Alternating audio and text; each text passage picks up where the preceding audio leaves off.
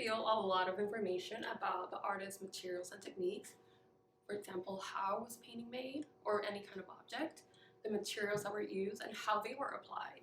And it can also show us information about the thought process of the artist.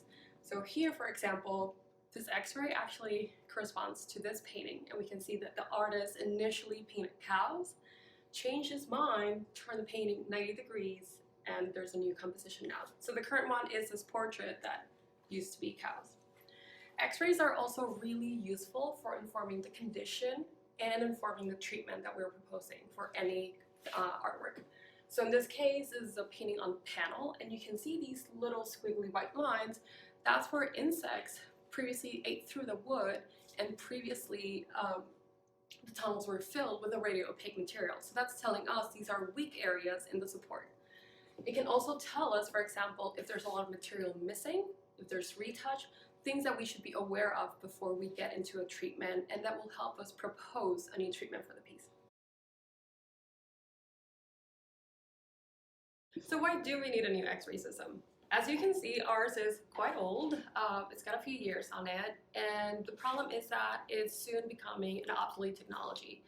The new trend is for digital X-rays at the moment, and that means that materials such as film developer, X-ray film, things like that are going out of production, and the ones that are still available have gone up in price, which means that developing an X-ray here at BCC is much more expensive for our clients.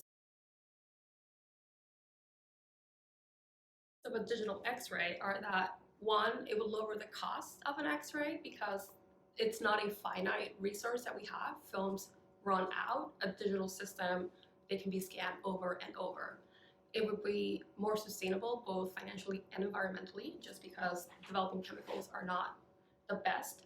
And it would also be a great tool to add to our education programs, provide access to what X-ray technology looks like, what it can do for cultural heritage, and the things that we can learn that right now we cannot do because A, the cost, and B, the time that it requires to do analog X-ray exposure and development.